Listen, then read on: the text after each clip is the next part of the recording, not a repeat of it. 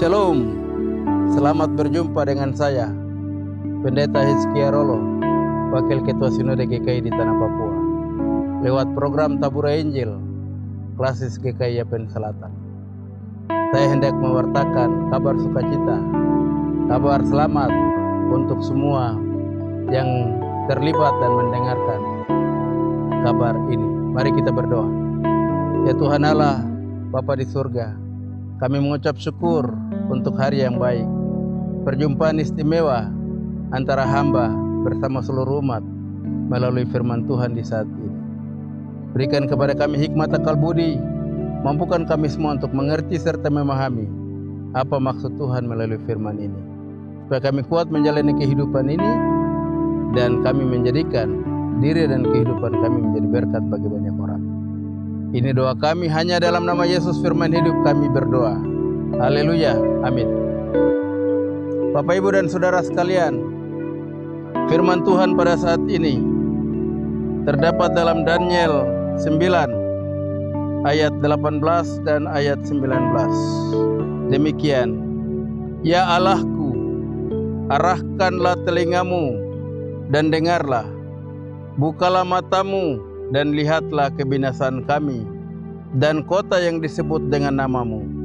Sebab kami menyampaikan doa permohonan kami ke hadapan-Mu, bukan berdasarkan jasa-jasa kami, tetapi berdasarkan kasih sayang-Mu yang berlimpah-limpah. Ya Tuhan, dengarlah. Ya Tuhan, ampunilah. Ya Tuhan, perhatikanlah dan bertindaklah dengan tidak bertangguh. Oleh karena Engkau sendiri, Allahku, sebab kotamu dan umatmu disebut dengan namamu. Bapak, Ibu, dan Saudara sekalian, dari Telaga Sarawandori di bawah kaki Gunung Wayoi, saya berjumpa dengan Bapak Ibu dalam memberitahukan rahasia kabar sukacita dan keselamatan yang dialami oleh bangsa Israel. Bapak, Ibu, dan Saudara, ketika bangsa Israel hidup tidak taat, hidup tidak setia, hidup tidak dengar-dengaran, hidup tidak patuh pada Tuhan Allah, maka Tuhan memberikan hukuman bagi bangsa yang Dia pilihnya sendiri. Tuhan buang mereka ke negeri orang kafir. Tuhan buang mereka ke Babel. Tuhan buang mereka jauh dari hadapan Tuhan. Mereka tidak bersandar pada Tuhan. Maka Tuhan pun tidak mendengar rintih tangis. Tuhan tidak mendengar doa-doa mereka. Tuhan mau adalah pertobatan. Tuhan mau adalah pertobatan. Tuhan minta mereka datang pada Tuhan. Mereka mengakui seluruh kesalahan, seluruh pelanggaran, seluruh dosa, dan ketidaktaatan mereka pada Allah yang teramat mengasihi mereka.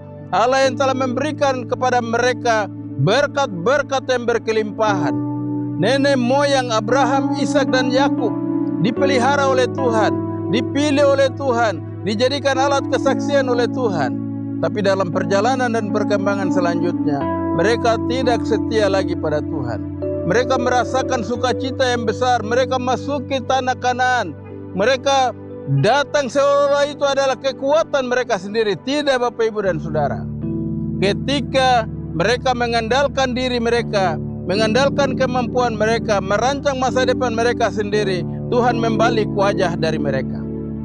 Karena itu, Daniel dalam doanya, dia berseru pada Tuhan Allah. Dia mohon ampun atas pelanggaran dan dosa yang dilakukan oleh umatnya. Sehingga ayat ke-18 dan ayat ke-19 dari pasal 9 ini, doa Daniel.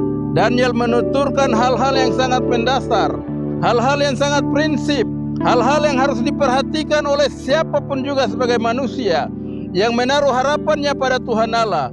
Bahwa Daniel berdoa pada akhir dari doanya itu, Pada ayat ke-18 itu Daniel katakan, "Ya Allahku, arahkanlah telingamu dan dengarlah, bukalah matamu dan lihatlah kebinasan kami dan kota yang disebut dengan namamu.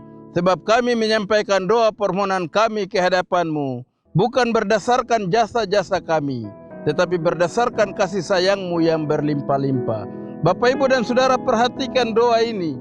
Kami naikkan doa kami bukan karena jasa-jasa kami. Kami naikkan doa kami bukan karena kami baik. Kami naikkan doa kami bukan karena kami kudus. Kami naikkan doa kami bukan karena kami dipilih oleh Allah dan dipisahkan dari bangsa-bangsa kafir. Tidak, Bapak, Ibu, dan Saudara. Kami naikkan doa kami ini karena Engkau bertakhta di atas ketinggian, di atas kemuliaan-Mu yang patut kami puji dan kami sembah. Karena kami telah melakukan kesalahan, pelanggaran, dan dosa, maka itu kami datang kepadamu ya Tuhan. Kami berdoa, kami mohon pengampunan. Kami minta Tuhan, bukalah matamu dan lihatlah kami. Kami minta Tuhan, bukalah telinga dan dengarlah kami. Kami lagi berseru kepadamu. Kami menyampaikan permohonan doa kami kepadamu. Kami harap Tuhan Engkau dengar. Kami minta Tuhan Engkau dengar. Kami harapkan Tuhan kabulkanlah doa kami. Karena kami tidak mampu mengatasi persoalan kehidupan kami sendiri. Kami membutuhkan Engkau Tuhan. Karena pelajaran ini adalah pelajaran sangat berharga. Dari seorang yang dipilih oleh Tuhan untuk menyuarakan suara kenabian dalam rangka menuntun umat mengalami kasih karunia dan rahmat Allah. Bapak, Ibu, dan Saudara sekalian, bagian ini adalah bagian yang teramat penting bagi kehidupan kita semua. Sebagai manusia, tidak ada orang yang luput dari segala hal yang dialami dalam kehidupan ini. Semua manusia punya masalah. Ada yang mengalami masalah kesakitan, ada yang mengalami masalah keuangan, ada yang mengalami masalah tempat tinggal, ada yang mengalami masalah dengan anak-anak, ada yang mengalami masalah karena pekerjaan, suami diberhentikan, atau masalah dengan istri, dan lain sebagainya. Ketika kita diperhadapkan dengan sejumlah masalah, maka kami hanya lakukan keputusan iman adalah datang pada Tuhan. Tidak boleh datang pada manusia, datang pada Tuhan. Karena Tuhanlah tempat kita mengadu. Karena Tuhanlah tempat kami berseru. Pada Tuhanlah kami membawa semua persoalan kehidupan kita. Karena Dialah tempat di mana kami datang untuk menyampaikan segala hal yang menjadi beban pergumulan dari kehidupan kita. Karena itu Yesus bilang, "Marilah kepadaku." Sekali lagi Yesus katakan dalam Matius 11 ayat 28-30, "Marilah kepadaku kamu yang letih lesu dan beban berat, aku akan berikan kelegaan kepadamu. Pikulah kuk yang kupasang dan belajarlah padaku, karena aku lemah lembut dan rendah hati." Bapak, Ibu, dan Saudara, perhatikan secara baik. Jangan kita beriman hanya iman saja tanpa melakukan perbuatan apapun. Jangan kita hanya beriman saja, tetapi ketika masalah datang menghambat diri kita, iman ini kita tinggalkan. Kita lari membawa persoalan kita pada manusia. Kita lari, kita bawa persoalan kita pada orang yang kita anggap dia mampu mengatasi semuanya. Tidak, sekali lagi saya katakan tidak, Bapak, Ibu, dan Saudara. Persoalan kita hanya dapat diatasi oleh Allah pencipta langit dan bumi di dalam nama Tuhan Yesus. Tuhan Yesus katakan, "Siapa yang datang kepadaku, sekali-kali aku tidak akan menolak dia." Bapak, Ibu, jangan menahan diri. Bapak, Ibu, jangan menyelesaikan perkaramu sendiri. Bapak, Ibu, jangan sampai kita mau mengatasi segala hal dengan kemampuan kita, karena kita ini sangat terbatas. Kenapa kita harus berdoa pada Tuhan tiap saat? Catatan penting, orang yang selalu datang pada Tuhan, orang yang rajin berdoa dan beribadah, datang ke gereja, lakukan persekutuan di dalam rumah, doa bersama suami, istri, dan anak-anak. Itu pertanda bahwa dia tidak mampu mengatasi masalahnya sendiri. Orang yang berdoa tiap saat itu dia tidak mampu mengatasi masalahnya, sehingga dia bawa persoalan kehidupannya hanya pada Tuhan. Bapak, Ibu, dan Saudara sekalian, ketika dunia ini dilanda oleh COVID-19, ketika kita dihantui dengan permasalahan COVID dan ekonomi dan lain sebagainya, hanya saya mau beritahukan sebagai hamba Tuhan pada saat ini, jawabannya hanya satu: datang pada Tuhan, memanggil nama Tuhan, minta seperti Nabi Daniel ini. Daniel katakan, "Ya Tuhan, bukalah telingamu dan dengarkanlah, bukalah matamu dan lihatlah bahwa kami ada dalam situasi seperti ini. Kami berdoa dan kami mohon, Tuhan, Engkaulah yang dapat mengatasi segala persoalan kami." Sehingga pada ayat yang ke-19, Daniel berdoa dan berseru, "Ya Tuhan, dengarlah, ya Tuhan, ampunilah, Ya Tuhan, perhatikanlah dan bertindaklah dengan tidak bertangguh. Oleh karena Engkau sendiri Allahku, sebab kotamu dan umatmu disebut dengan namamu. Bapak, Ibu, dan Saudara, ketika 5 Februari Otto dan Geisler tiba di tanah Papua, di Pulau Mansinam, mereka dua berlutut dan berdoa, dengan nama Tuhan kami injak tanah ini. Dengan nama Tuhan, Bapak, Ibu, dan Saudara. Tidak dengan nama lain, dengan nama Tuhan, sehingga pada doa yang terakhir itu disebutkan dengan sangat jelas oleh Nabi Daniel. Dia katakan, sebab kotamu dan umatmu disebut dengan namamu. Tanah Papua, bangsa Papua, untuk segala sesuatu penyelenggaraan apapun di tanah Papua disebutkan dengan nama Tuhan oleh Otto dan Geisler ketika menginjakkan kakinya di Pulau Mansinam 5 Februari 1855. Dengan nama Tuhan kami injak tanah ini. Doa hari ini adalah doa yang berbicara tentang tempat yang disebutkan dengan nama Tuhan, termasuk tanah Papua, untuk bangsa Papua memasuki masa depannya. Bapak, Ibu, dan Saudara, jangan melupakan Tuhan, karena Tuhan menentukan masa depan kita. Dengan Tuhan segala perkara kita atasi. Dengan Tuhan kita dapat melakukan apa saja, karena Tuhan memberikan kita hidup, memberikan kita kekuatan, memberikan kita kesehatan, maka kita mampu melakukan apapun di dunia ini. Oleh sebab itu, datanglah pada Tuhan, dekatkanlah dirimu pada Tuhan siang dan malam, yakini dan imani, Tuhanlah jawaban dalam kehidupan beriman kita. Haleluya. Tuhan berkati Bapak, Ibu, dan seluruh pendengar di mana saja berada, di dalam rumah, ketika melakukan aktivitas ekonomi di pasar, di atas perahu, di kebun, ketika membuka firman Tuhan ini dan mendengar. Dari tempat ini saya berdoa dan mohon berkat Allah turun dengan limpah-limpah atas kamu, dan kamu menjadi tanda berkat bagi orang lain. Haleluya. Amin. Mari kita berdoa. Terima kasih ya Tuhan untuk kesempatan perjumpaan yang indah antara hamba bersama umat dalam pemberitaan firman ini.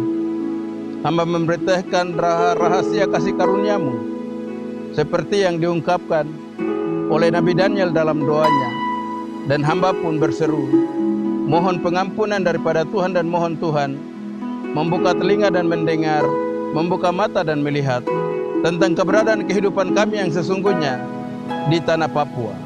Kami percaya semua orang yang dengan beban, dengan pergumulan seberat apapun, Tuhan mampu menyelesaikannya.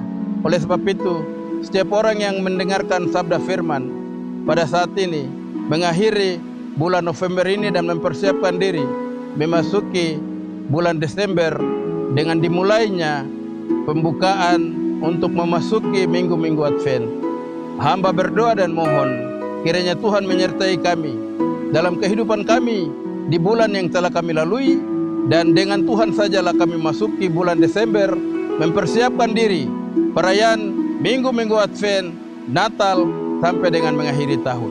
Kami yakini dan imani Tuhanlah penolong kami. Haleluya. Amin. Bapak, Ibu, dan Saudara sekalian, sebagai Wakil Ketua Sinode Gereja Kristen Injili di Tanah Papua, saya mengajak kita semua untuk memanjatkan puji syukur kehadirat Allah dalam nama Yesus Kristus dan Roh Kudus yang telah menuntun, memimpin, menjaga dan melindungi serta memberkati seluruh kehidupan kita, sehingga kita dapat mengakhiri bulan November tahun 2020, dan atas perkenan Tuhan kita akan memasuki bulan Desember dengan dimulainya minggu-minggu Advent, persiapan perayaan Natal, sampai dengan mengakhiri tahun 2020. Kiranya Allah Bapa di surga, di dalam nama Yesus Kristus dan Roh Kudus, memberkati semua yang mendengar, memberkati Klasis GKI Yapen Selatan, dan memberkati program pemberitaan Injil Tabura Injil dari Klasis GKI Yapen Selatan.